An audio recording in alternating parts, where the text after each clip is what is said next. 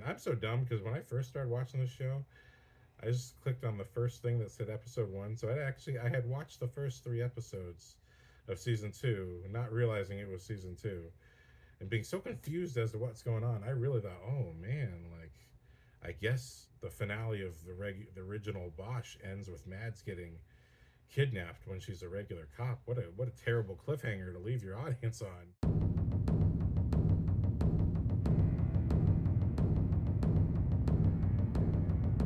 Why? It's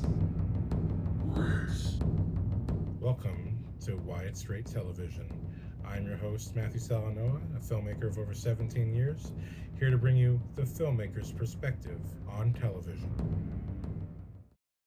I got a lot of affection for Bosch Legacy. If you haven't checked it out, please go check it out. And if you want to see spoilers, hang on and I'll be getting into spoilers.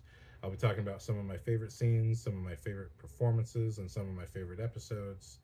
Oh my, that changes. Do do do do.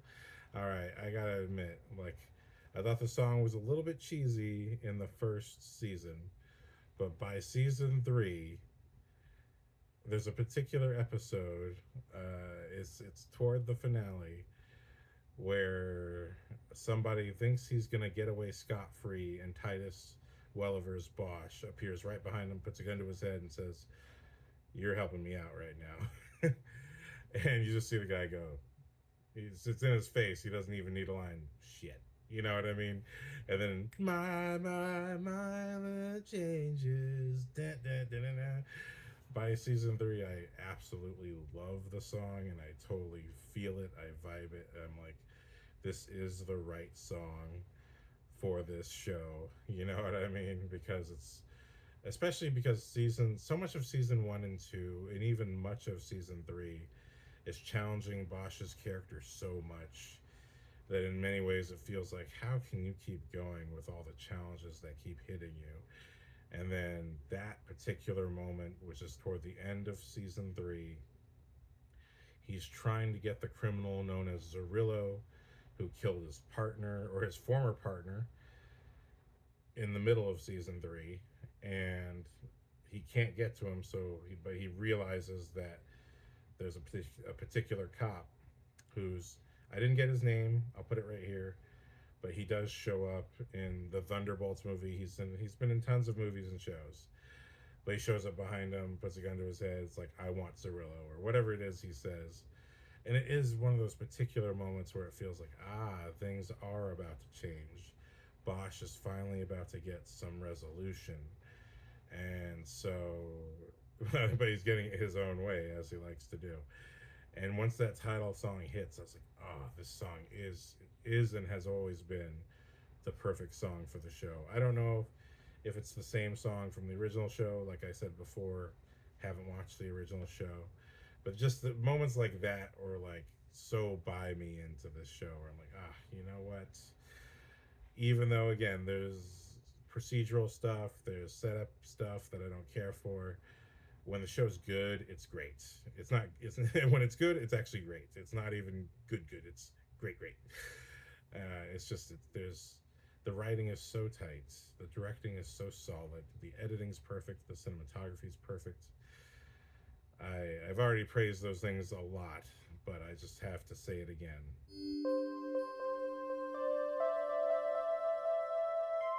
I absolutely love this show for how well it's constructed. But so, favorite episodes. I love the pilot. I love watching Mads Bosch go through the process of screwing up right from the first moments of the episode, screwing up by separating from her partner, even though she catches the perp, and then having to have a partner change because her partner complains about her, and now she has to work with Officer Vasquez. I really think Denise Sanchez is excellent. She really delivers in this show, and on every level that Mads does, except she's not the main character, so we don't get as deep with her.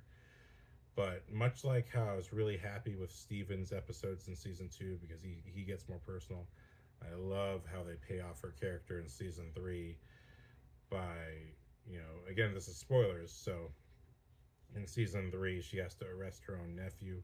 I'll get to that later, but her performance is just so rock solid. I absolutely love everything with her character, and and the fact that she is the trainer, so she's coming at everything with a bit more of an experienced eye than Mads. So yeah, I really love how they made that all develop. And let me see. Okay, but anyway, let's try to keep it focused here. Self, but favorite episodes of season 1, the pilot, and then there's the pipeline episode. So there's this whole subplot with Russians being involved with, there's Russian mobsters involved with other criminal elements in the show, and the only way to stop the Russian mobsters from influencing some of our other criminals is to blow up their secret pipeline that's somewhere in Los Angeles. And this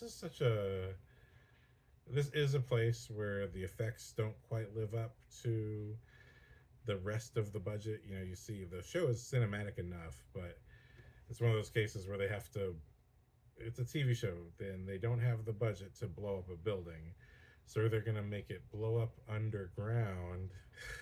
You know what I mean? I'm like, okay, that's an interesting way to cover your budget but still have an explosion. And it's up to Steven, Mo. Mo has got to hack into the building and make sure that the pipes explode so that the Russian mafia doesn't get to continue committing its crimes in LA and influencing the bad guys who are our main bad guys for the show.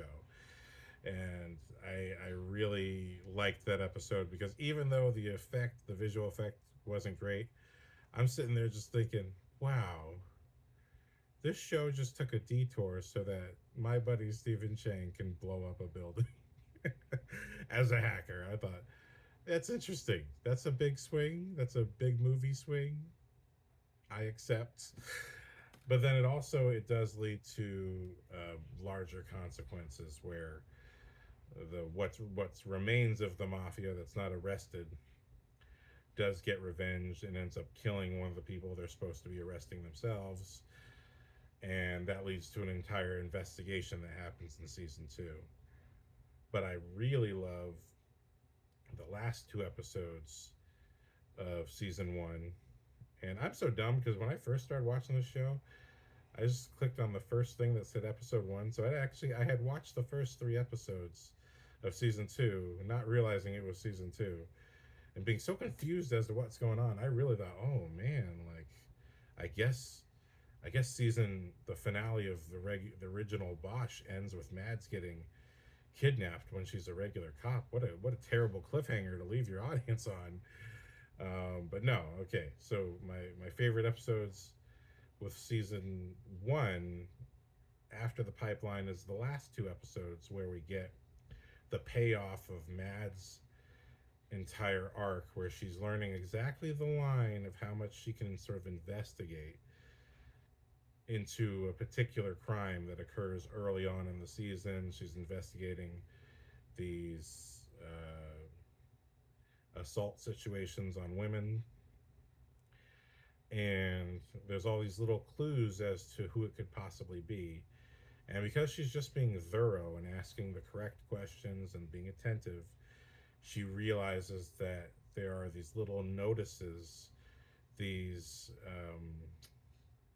there's these city inspector notices at the scene of multiple of the crimes, and what a sign of ego from the guy committing it, because it is in some cases with, you know, serial killers in real life, such as like the Zodiac killer.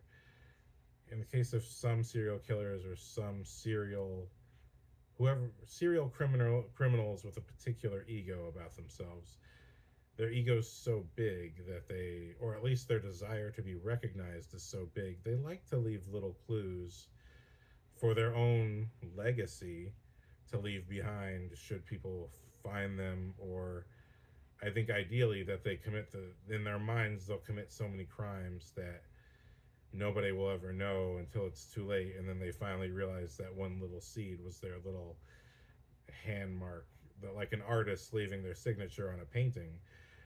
They like to do these types of things.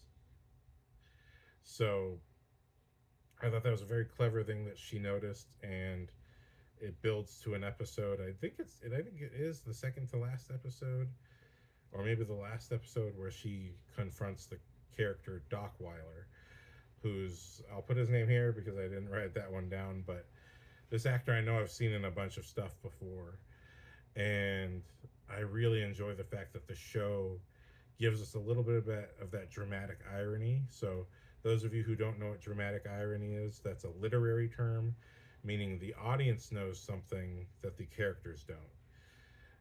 And Alfred Hitchcock would call this the bomb under the table. What you can do to increase the drama for the audience is you have two characters sitting at a table, and then the camera reveals there's a bomb under the table, and then moves up, and you realize that none of the characters realize it's under the table. And it's dramatic tension. This is a way to build tension for the audience. And the fact of the matter is that the season one kind of reveals that it's Doc Weiler just a bit before this. And so seeing her basically be on the tail of this guy and not know it, because his performance is so weird. You can just tell he's guilty anyway.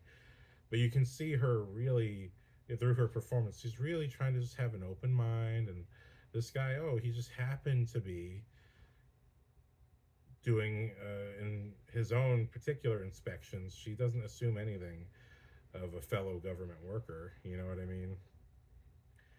And so, but he knows that she's basically on his tail. If she gets any more thorough, she's going to catch him in the middle of the act, because he's deliberately leaving these clues by utilizing his job as a city inspector to get where he needs to go to commit his crimes. And so I love that build up. It feels so smart. It feels so real, that this is actually, like you see in a lot of cop videos online, a lot of times criminals are caught at basic traffic stops because the criminal was speeding, or their taillight was out, or something very simple and innocuous that even the cops just like, well, technically my job is to stop you for this problem. And then that's when the cops like, I smell alcohol in your breath. What are these kids doing in here with the car? Something doesn't look right. Why does it smell like a dead body? You know what I mean? Like, there's so many cop videos where it's just like, okay, well, I pulled you over for speeding. Why are you acting so nervous and weird? You know what I mean? Why does it smell like a dead body in here? You know what I mean? So many cop videos. But essentially, that's exactly what's happening with the Mads character. I just really enjoyed all that entire premise. But on top of that, we have Bosch's investigation, which to me, it's fine. You know, he's a private eye. It's not the most interesting investigation to me, because again, I wouldn't even watch this show typically if not for my friend.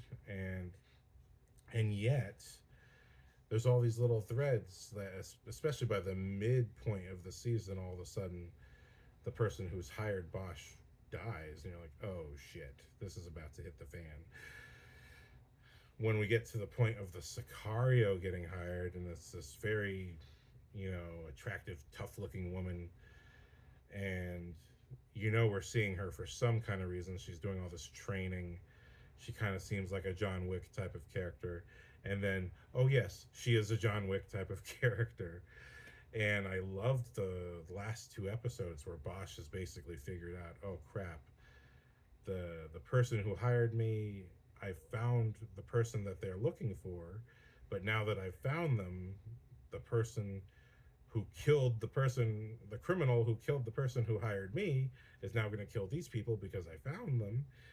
And now it's the whole tension of I've got to get them away, but at the same time I have to stop the Sicario. And it all sort of comes into this big conclusion where they are in the line of danger, and he has to step in and be hero Bosch and get in a gunfight with a Sicario. And it's a legitimately exciting, exhilarating finale. I just thought, okay, cool. Like, again, even though the setup episodes weren't quite for me, the payoffs were everything. I was like, oh, because by the end of season one, especially when Bosch succeeds, and I'm like, oh, I'm in. You got me. You got me. And I feel like your daughter is totally gonna solve this crime. And then the cliffhanger is Dockweiler kidnapped your daughter. Oh snap! And ironically, the first three episodes or the first two episodes of season two are what I watched first. So I already knew she's kidnapped, but now I'm like, oh yeah. Now I'm caught up. Now I know what was happening. Then rewatching the first two episodes of season two, knowing what's going on was so much more vivid and just legitimately being scared for the Mads character. And Dockweiler's so creepy. I mean, I know he's a bad guy, but I do gotta give hats off to the actor who plays him, because he played that perfect amount of creepiness and arrogance. And even though, again, like the pipeline episode, when the detectives confront Dockweiler, he has the supervillain speech of, "Oh no, you're not going to touch me because I have one of your own. And you're going to do what I say because I'm so smart."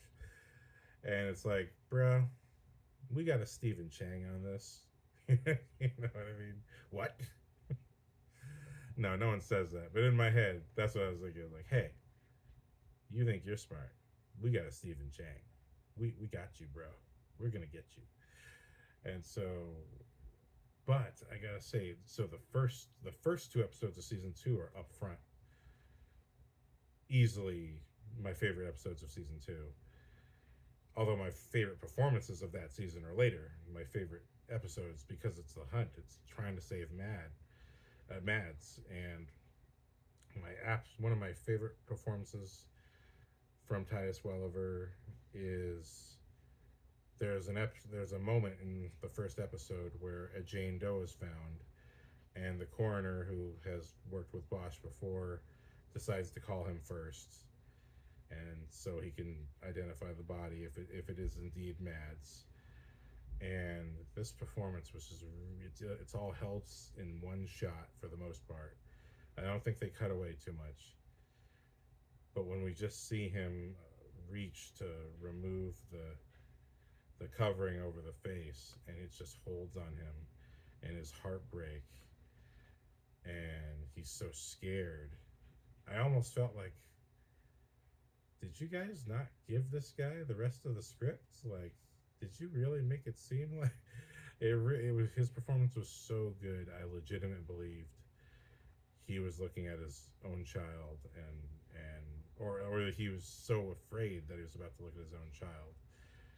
That performance, I have to just hats off to Titus Welliver. I do think season two, even though it does have more setup-y episodes, I think it kind of has the most setup-y. I know I'm using that word, that's not really a filmmaker term, but it's just how I feel when I watch shows. Television in particular spends so much time on the setup because it has to all pay off. I feel like season two also has all of the best performances, with the exception of Denise Sanchez in season three at the end. But yeah, so it's just that one moment is just so fried in my mind. I think prior to that moment is somewhere in the middle of season one, where Mads has kind of seen enough victims of crime that she's sitting there talking to her dad Bosch, and she tells him, "Look, if I call you, I need you to pick up, because I just need to know you're okay. That's all. Just please, just pick up." And so, that's such a great moment that, even though I haven't seen the original Bosch show, I felt like there was some kind of callback. I felt like Bosch must have at some point said this to her, and she didn't really appreciate it or value it, because I'm just assuming this is how it feels, because you see the way she acts is absolutely a reflection of him. As she gets tougher and more hardened by her job, I see Bosch. You see how much she takes on from the Titus Welliver character, and so that was a great moment from season one. But seeing his reaction to thinking that she has died is so like heart wrenching. And even in the moment, the show doesn't quite tell you right away if it's her or not. You're like, wait a minute, I thought she was somewhere else. So that's just a performance that I thought really deserves some credit. Hats off, Titus Welliver. Great writing, great direction, but damn great performance. Again, the fact that the camera just holds on him, so it's not cutting back and forth, it's not cutting to a tighter close up. That it's just they got the correct performance, and I would just love to see filmmakers' curiosity. I would love to see all of the takes and to know which take it was, or was it just one take and they just banged it out. I would love to know that. But beyond that, once they save Mads, I'm so happy. One of my next favorite performances and episodes is after Mads has been back to work for a little while. She's hanging out with Vasquez and another female cop officer. And suddenly, and they're just hanging out with her, having a nice time, and making her feel normal. And then all of a sudden, she just gets emotional and hugs them both. And they are eating donuts and coffee, which I thought was great. I was like, there's something there's something funny underneath the lines all the time, and even they acknowledge it. It was like, oh hey, okay, look, let's get out of here before someone takes a photo and we become a meme. You know what I mean? So literally, like one of them's holding the donut box in her hands. So yeah, but I love that moment. It was, and then another great performance from Mads, like one of the ones that made me realize obviously she's great the whole series, but I think one of the moments besides this and besides everything else I've already said, Madeline Lintz, who again, Sophia from The Walking Dead. If I didn't bring that up, Sophia from The Walking Dead. Also, Mads Bosch from 64 episodes of the original Bosch show. I can't believe it's you. You know what I mean? All grown up.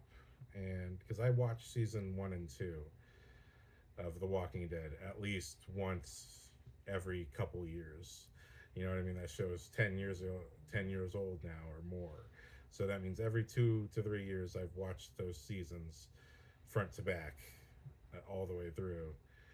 And I forget. Oh yeah, you've done other stuff. You've grown up now.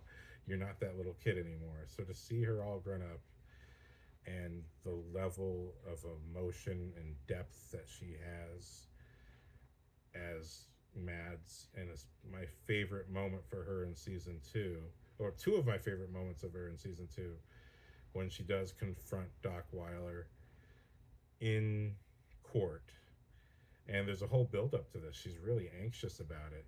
She's having all these PTSD moments, but when she actually confronts him in court and says what she feels, and it's the correct amount of the right thing to say without getting too emotional or too personal, because she acknowledges, hey, I survived and your other victims did not. But also, she's the correct amount of saying the right thing, but also exactly how she feels. She's both doing her job right, but also communicating her pain, but also her strength. I thought that's what a great speech, but also what a perfect delivery of performance. And after that, we have yet again another actor whose name I didn't write down. The villains of season 2 are an experienced gray cop and a younger corrupt cop. So there's two corrupt cops who are the bad guys of season 2. They're running around killing people, stealing, and doing all manner of terrible things. And the lead bad guy, he's from Pacific Rim. He plays the Australian father of the Australian team from the Jaegers, the Jaeger pilots. And I realized, dude, you were in Lioness, you're in so much stuff. This guy is a fantastic actor, but I couldn't believe I was like, you're not the guy from Pacific Rim. Get out of here. I believe you're the guy from Lioness. You're not the guy from Pacific Rim. So, this is kind of a semi favorite bad guy just because of familiarity. But this dude attempts to kill Mo and Bosch at the same time, driving the car off the road. I'm like, oh no, you didn't. Don't you get your hands off Steven, bro. I know you're just acting, but you get your dirty criminal hands off of my Steven. Don't you freaking touch him. This whole time, anytime Steven shows up, for me, it's like a little, like a football game. Like, oh, my favorite quarterback is up, Steven! And then they try to kill him. I'm like, oh, don't you remove my reason for watching the show. Yes, the rest of the show has held me, but there's a reason don't you touch Steven, bro.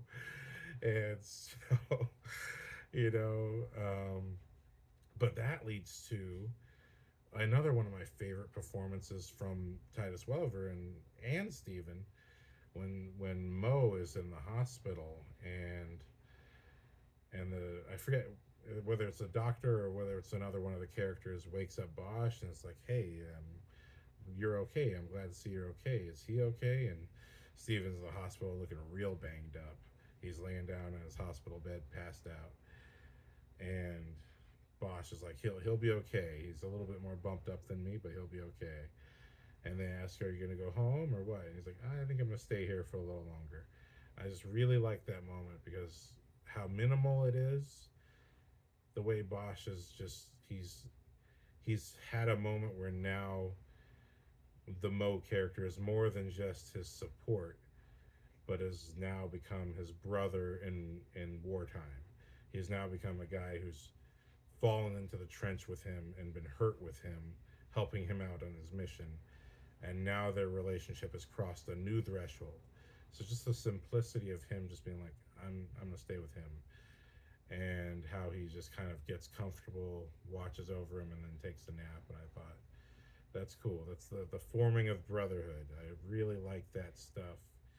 It's very simple, but this is what I try to get to in a lot of my other podcasts, even my original podcast, Why It's Great Gut Reaction.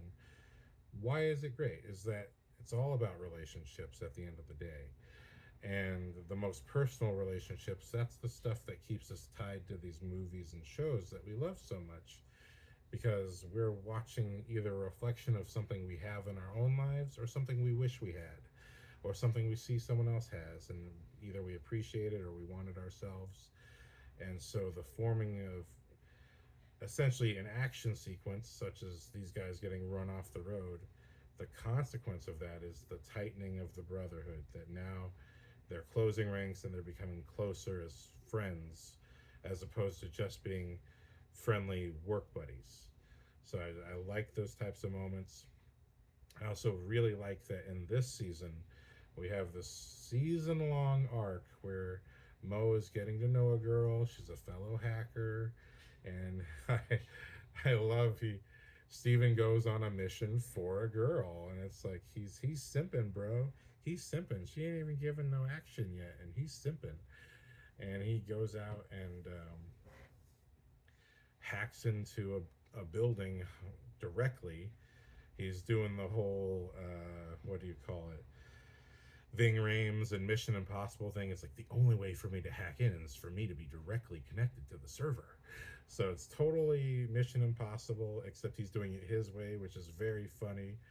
And Steven, by the way, he's a tall dude. I'm 5'11", and Steven easily like a whole foot taller than me or something. He's very tall. So when he's walking into this building dressed up as a contractor and just acting just so like, the whole show, he's got this massive beard, which was also new for me. I'm like, Steven. And even when I reconnected with him 6 months ago or so, I can't remember how long it was, but and he still had the beard, and I was like, what's with the beard, bro? And he's like, he has a story that I don't know if it's for me to tell, but he does have a reason for having the beard. it's something that he had prior to the show being cast in the show, and it did get him. It was something about it was attractive, and it helped him get cast. So that's all I'll say as far as that goes. But I was just like, "What is with the beard?" It's it's for the Bosch show. I'm like, "Oh, that's right. I did before meeting up. I was like, man, what have you been doing? I feel bad. I haven't kept up." And so, so this is part of the Bosch show. Okay, that's cool. There's more to it than that, but yeah. So seeing him be the cool guy, he's cooler than cool, which is kind of his natural character anyway. He plays many different types of characters across the shows. Some of them more similar than others, but definitely in this show, he's the most Steven that I have seen yet. Because in Captain Marvel, he's a dick for the exact 2 seconds he's on screen. But in this one, he's just so chill and so friendly, and I'm like, hey, that's Steven, but with a giant beard.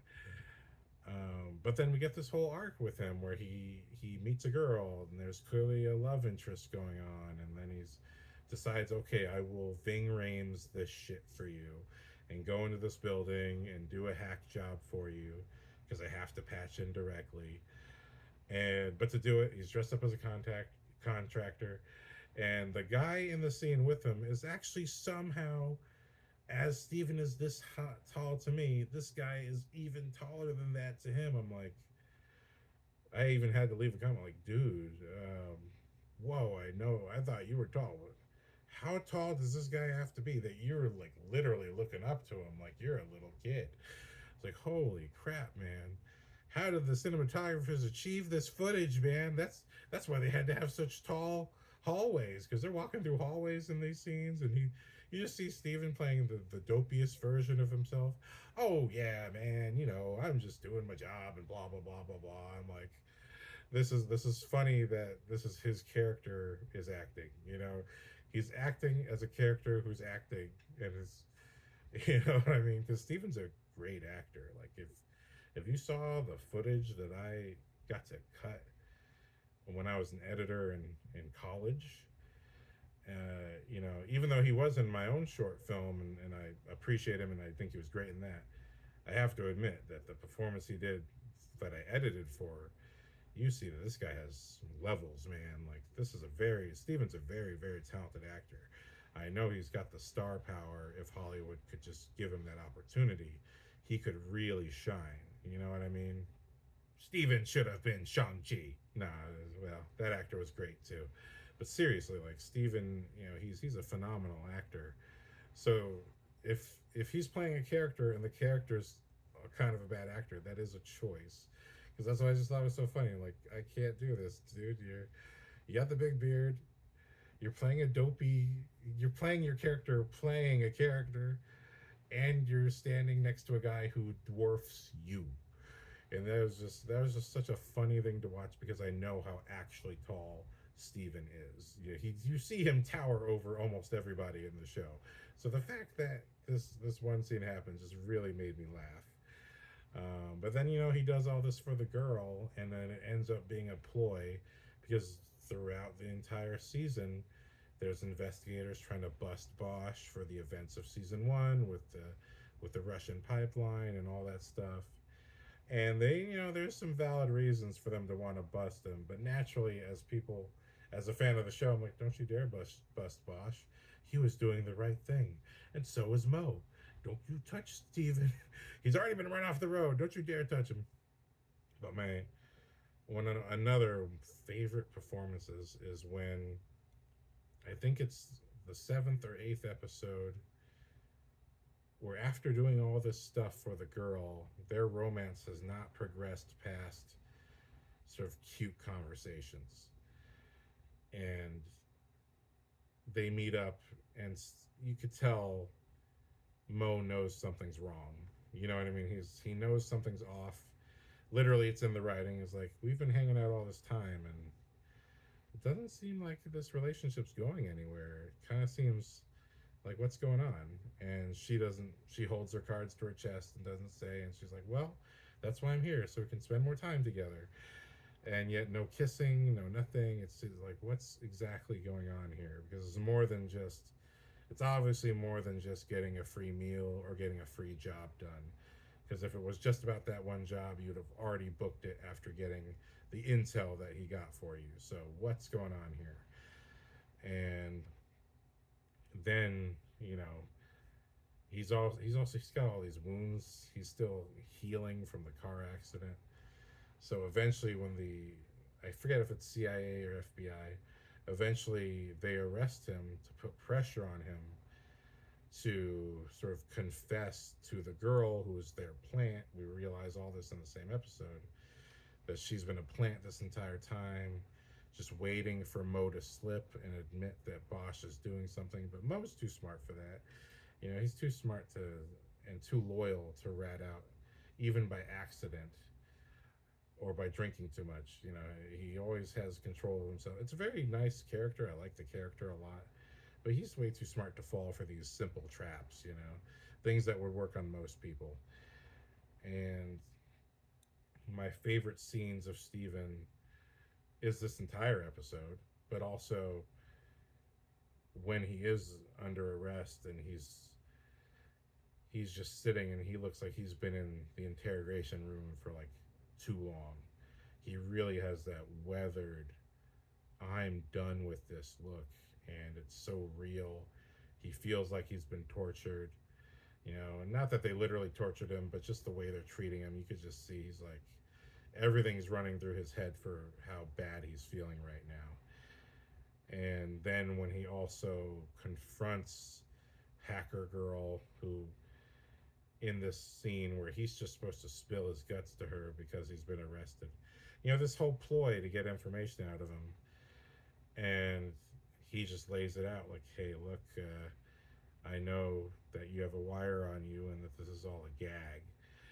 And she's like, what? What are you talking about? Of course I don't. Of course I wouldn't. And he's like, don't play with me. I've known for a while. And basically, in this scene, shuts them down, saying like, this is entrapment, but also in addition to that, you don't have anything.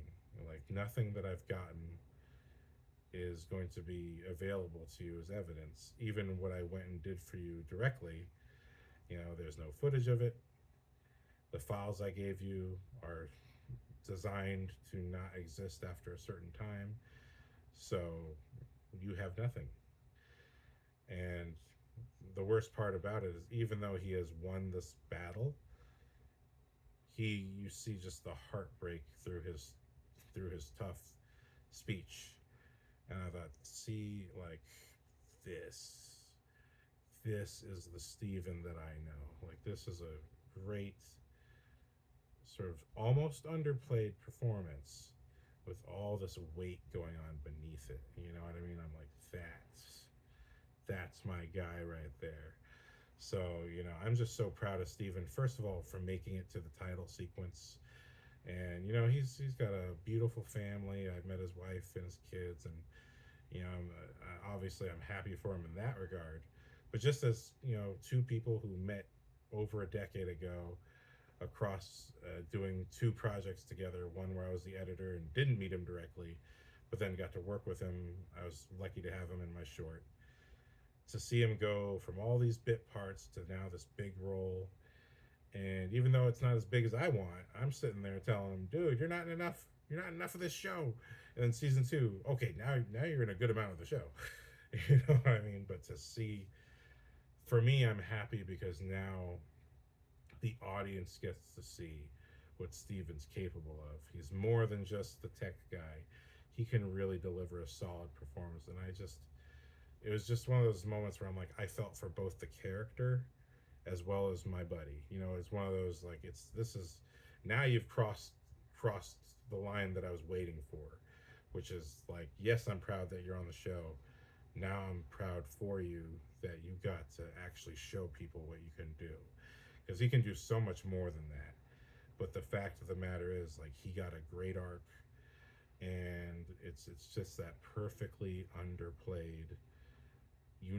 He's being ripped up on the inside with every single line he has to say.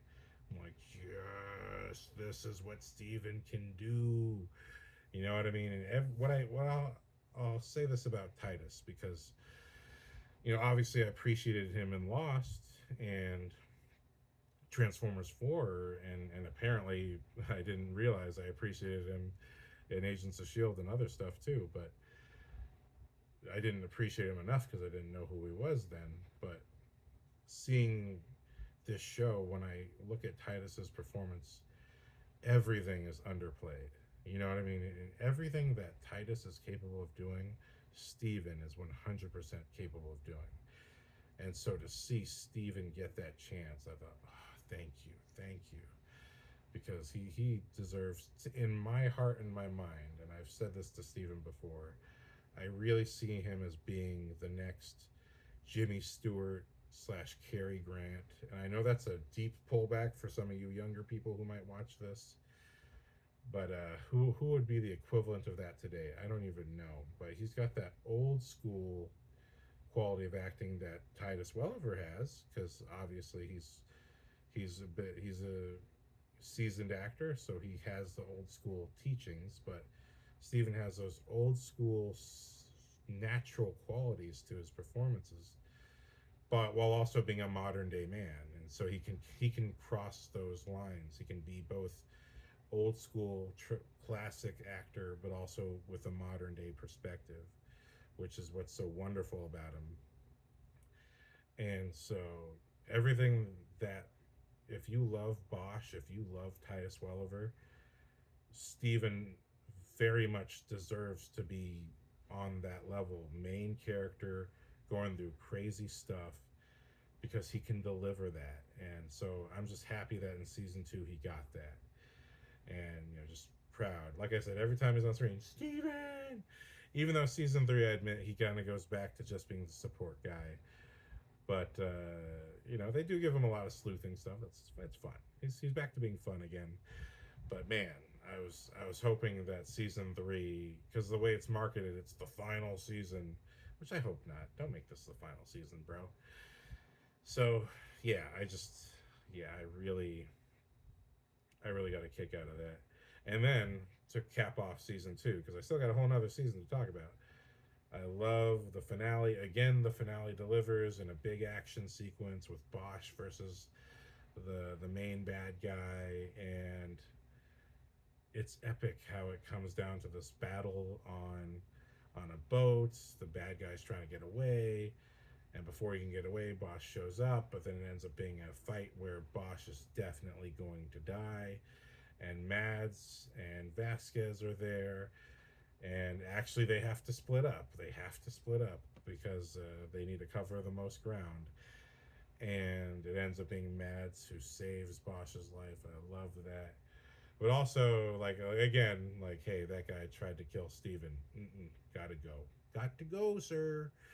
But yeah, so season 2 was has a lot of my favorite performances. So now season 3. Season 3, we get back to that more personal kind of detective work. Bosch is looking for a family that's gone missing, finds out that they've been killed, and much of the season is looking for the killer who did it. And it all gets tied up and hung up with another investigation where Bosch's old partner, who's now a senior detective with a younger partner, Bosch's old partner gets killed by somebody. The police are going to pin it on the wrong guy, and then yet another level, we have this series of sort of hustling from this Latin couple and their friend. And it turns out that the boyfriend of this couple is actually Vasquez's nephew. And damn, the reveal that that's her nephew. Now we get into Denise Sanchez getting my favorite performance from her in this season, where she gets an entire episode committed to her taking the day off, trying to find the evidence and figure out what her nephew's up to, if he really is involved with a slew of crimes where people are getting held up at gunpoint and their stuff stolen, and then she does find out.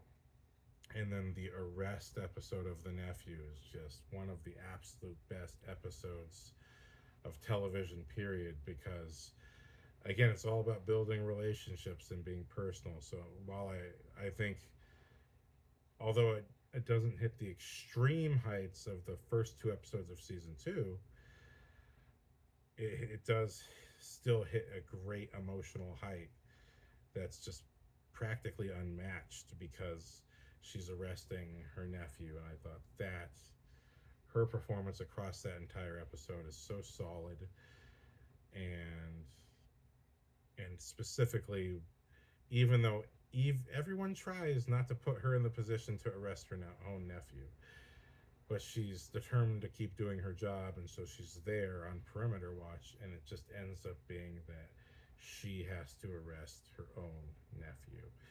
And that scene it's back to the heartbreak. And although I liked her character from beginning to here, it's like now you got me dialed in emotionally. And I was like, dang, dude.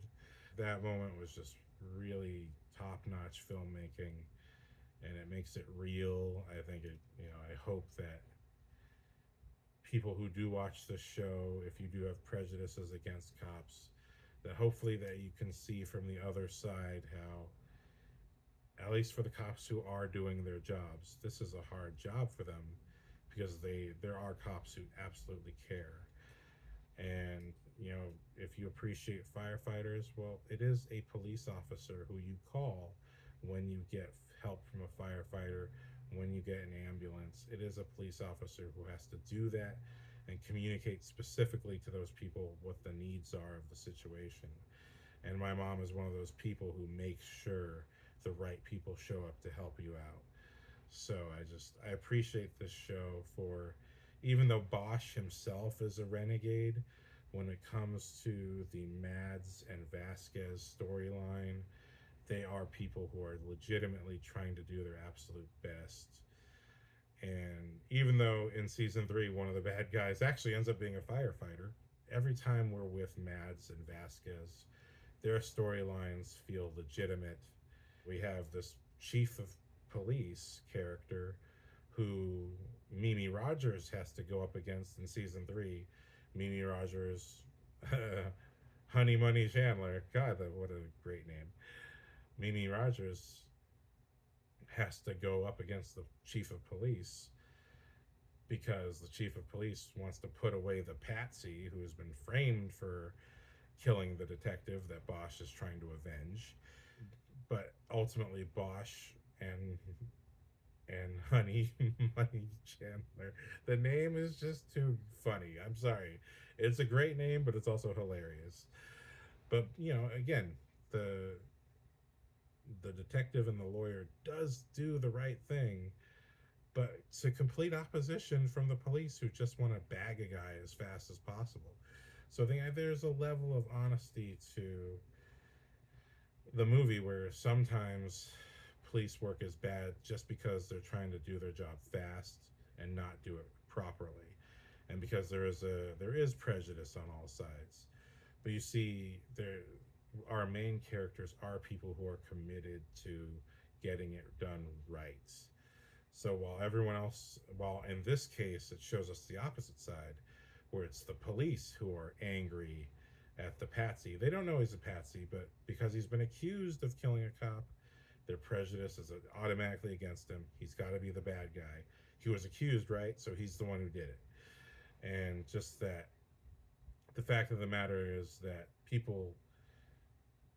so many people, even on the cop side, whether it's cops or regular pedestrian people are always so quick to judge and accuse and make someone guilty of something regardless of whether they're actually guilty of it.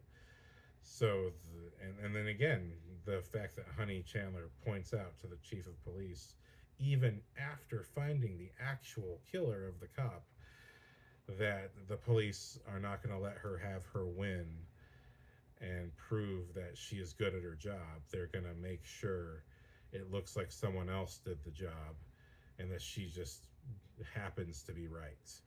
You know what I mean? And so I thought, there's so a little bit of politics, but also this whole angle where clearly, there's misconduct on a complete vertical level just because of prejudice alone. So I just appreciate that it's a well-rounded show where the heroes are mixed. Vasquez is Latina, but she's committed to doing the right thing. And I love her conflict where after she arrests her nephew, which she doesn't want to do, she's not willing to out him right away. She tries to get him to come out and admit the situation first, which would have saved the life of his friend who ends up robbing both him and his girlfriend at the end and walking out with a gun. He just puts himself in the situation again. Recklessness, carelessness, not thinking about what he's doing. He gets himself killed by the police officers, because he again not only carrying the gun but points it right at them and starts firing. His instincts and he's also, this exact character is the reason that the police are even figuring out that they did this in the first place, because he's running around not listening to them, not keeping a low profile. And there's a well-rounded examination of both crime the the police side of it as well, where it's like, look, nobody's perfect. And I think that's my favorite angle about the Bosch legacy show is that nobody's perfect. You see Madison Lintz, yeah, right from the first episode, yes, she's healthy, she's fit, she's able to catch the perp, but technically she does her job wrong. And, on that technicality, she has to be punished. You know what I mean? And so much of season one is her just trying to do her job correctly. And it's not incompetence necessarily as much as it's inexperience and not realizing, like, the code, you got to follow that code. And even though her father is so famous for being a renegade who tests the line of that code constantly, but her mission across the show is to make sure she follows that code properly. And she does not want to be the same cop as her father. She wants to be the best cop that she can be, which is what I like about that character. And that to me is closest to what my mom is like. She's not trying to live up to some other fantasy of what someone else was. She's just trying to be the best police officer she can be, because she knows she's not unaware of the news. She's not unaware of bad cops being around or incompetent cops, which is mostly the problem. But that all the more reason why she does her absolute best to be a good police officer. I just appreciate the nobody's perfect aspect of this show, that everyone has room to grow, and neither the criminal side or the cop side, none of these people are perfect. They're all just working on it. And I think, again, the Officer Vasquez storyline is a perfect example of that, where she's not willing to turn in her nephew, even though she does clearly see it's her nephew when they're scouting out the evil girlfriend, who's technically the ringleader of the little scam that they're doing. But she's not willing to out her nephew outright, but she does look for the evidence first to make sure, like, is my nephew really a part of this? And so I appreciate that she does come around and does the right thing inevitably, even in the case of arresting her nephew. I think we all know Point Break, the famous scene quoted by Hot Fuzz, where Keanu Reeves can't shoot Patrick Swayze because they have become brothers in their. He's gotten too close to the case because they've basically become brothers as Keanu has gone undercover and had these amazing experiences with this guy. And so there's the famous scene where even though he knows Patrick Swayze's literally in the mask, has just committed a heinous crime, and that's what Keanu Reeves is chasing him for. But it's the famous scene where he's got the gun on him. He's like, "Freeze, stop!" And Patrick Swayze just looks back at him, and then Keanu lets him go. He goes, "No!" and just shoots at the air because he's so conflicted that he doesn't want to hurt his new friend. He's gotten too close to the case. And so, yeah, I just really like that the show does not do that, because as soon as it gets down to Vasquez chasing her nephew, I was like, oh, what are they going to do? Are they going to do Point Break, or are they going to do the hard scene? And they went to the hard scene, and I felt for both characters, you know. I mean, and then again, you see the nephew. He has a good mother. He comes from a good family. Literally, he knows that his aunt is a police officer. It's like, what is he doing committing these crimes, you know? When I look at this particular situation, I just see, look, this guy clearly has a good mother, but you don't see the father in the picture. And you realize that the mother is just one of those people who she had to work so many jobs, and the aunt is the aunt, so however much she was there, it's fine, but she's also got her own life. So, you know, it's these things where these are kind of the consequences, where it's like, yes, Anakin Skywalker also had a good mom, but you know, people can be misled by whoever their friends are. And so I feel that when I'm watching this show, and I'm thinking, man, like, what got this kid, who you could tell has a sweet and caring mother and a sweet and caring aunt, what got him to be like this? And even I watch a lot of YouTube videos that talks about these types of issues, like the biggest indicator that someone will become a criminal is that there's an absence of a father in the house. You know, because you do need that emotional balance, you know. Even if it's whatever the makeup of the parentage, if it's two males or two females, you need the one who's the compassionate side, and you need the one who's the firm moral side. And most importantly, the kid needs attention, you know. And especially from the old school point of view, where old school parenting going back to the 60s or before, no one cared what their kids did. But you know, in today's time, especially with technology, because even in the early 2000s, cell phones were taking over kids' lives. You know, even before there were smartphones, the kids were just on the phones and more interested in technology than they were anything else. So, you know, there's just a lot of sort of untapped, unspoken story going on that I'm feeling as I'm watching the show.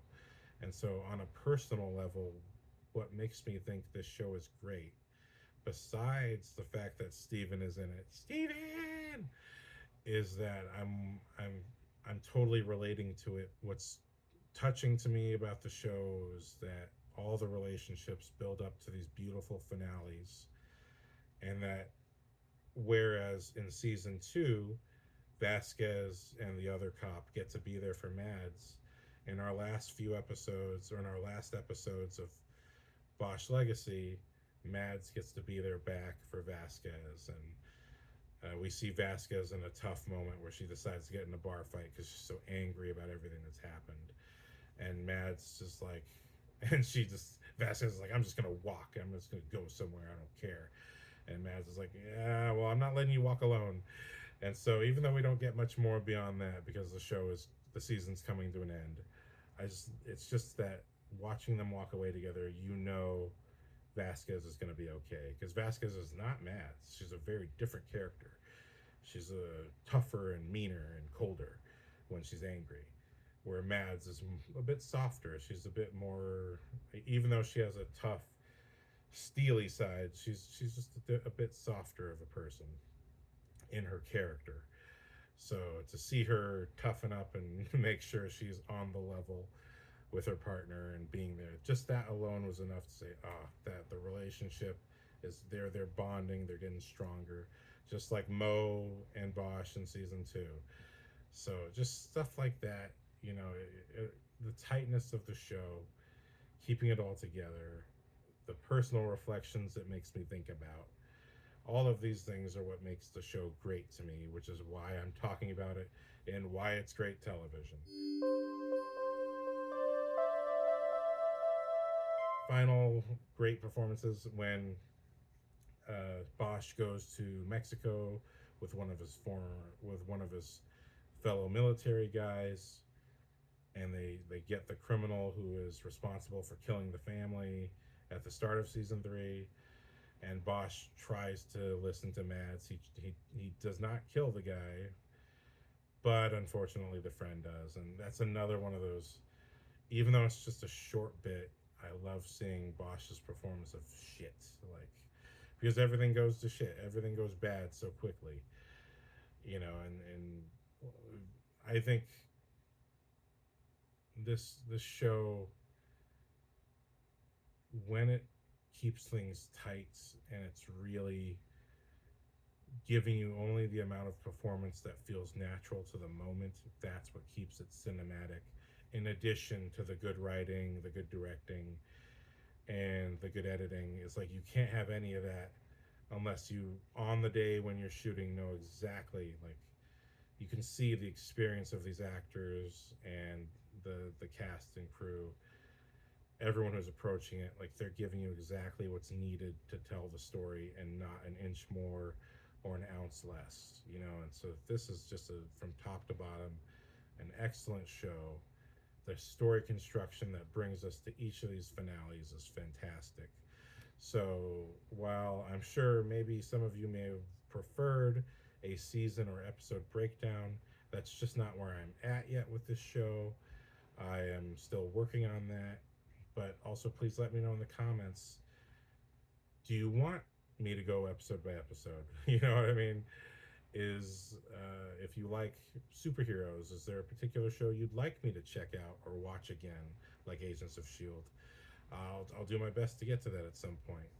But for now, as the show exists, I'm just doing this largely by a season by season basis, with the exception of Bosch Legacy, where I'm doing the whole series, just because this is not my typical kind of show. But you know, maybe I'll check out Bosch someday, the original show, because this was so solid. So if you stuck through this was my perspective, my favorite episodes, my favorite performances, what I felt made this show, what I felt made Bosch Legacy great. That's what I thought. I hope you liked it. Please let me know in the comments what was some of your favorite scenes, what were some of your favorite storylines, favorite plot lines, who's your favorite cast member. I've heard a lot of people like Mo also, so hey, don't be afraid to let me know if it's Mo. And yeah, and if you would like to see the shorts that I worked on with Steven, the one I edited, I'll leave the trailer for the one I edited, because I'm not sure if the full short's on YouTube, but I'll leave the trailer for the short that I edited with Steven. I'll leave that in the description, and I'll also leave a link to the short film I directed Steven in. That'll also be in the description. I hope you enjoy that, and I again, because I watched this for Steven, shout out Stephen A. Chang, or as the titles say in season 3, just Chang. Shout out to Steven. What a wonderful job you did. I'm so proud of you for making it here. And shout out to the whole cast and crew, from creator to whoever the PA was, whoever brought the donuts, man. This was a top-notch show. You guys really delivered. This is what I look for in TV. Like I said, I love superheroes, but when it comes to show like even heroes with Save the Cheerleader, Save the World, I always thought season 1 was so cinematic and it was such a perfect package. Why It's Great was my original podcast, but Why It's Great TV, and if I ever get back to it, Why It's Great, which will be called Why It's Great Movies, if I get back to that, Why It's Great is all about celebrating from a filmmaker's point of view, and just as a fan of this stuff, literally what makes it so good, or what makes it great. So these are my thoughts on what makes Bosch Legacy great. I hope you enjoyed it. If you made it this far, mahalo and aloha, and I hope I see you next time. All right. Take it easy, bro. Take it easy, yo. Take it easy, humans. I'm bad at this. Out.